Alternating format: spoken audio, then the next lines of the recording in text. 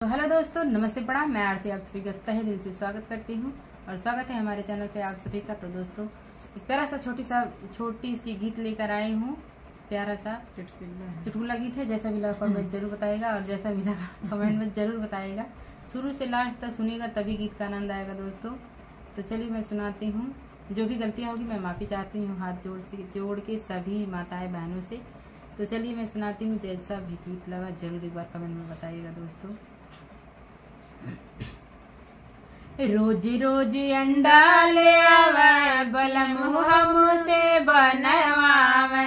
रोज रोज अंडा ले आवे बलम हमसे बनवावे।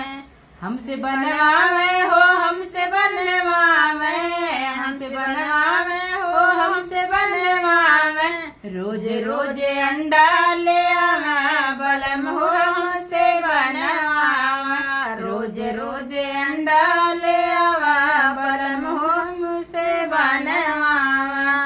नैहर न सिखली पिया गुनया सहूर हो। नैहर न सिखली पिया गुनया सहूर हो। गुनया सहूर पिया गुनया सहूर हो। ऐसे जानी हमके सतावा बलम रोज अंडा ले आवे। ऐसे जानी हमके सतावा बलम अंडा ले आवा। रोज रोज अंडा ले आवा बलम हमसे बनवावा। रोज रोज अंडा ले आवा बलम हमसे बनवावा। नैहर में कैले बाटी बहुत आराम हो। नैहर में कैले बाटी बहुत आराम हो। हरदम गारी देला पियवा सुबह शाम हो।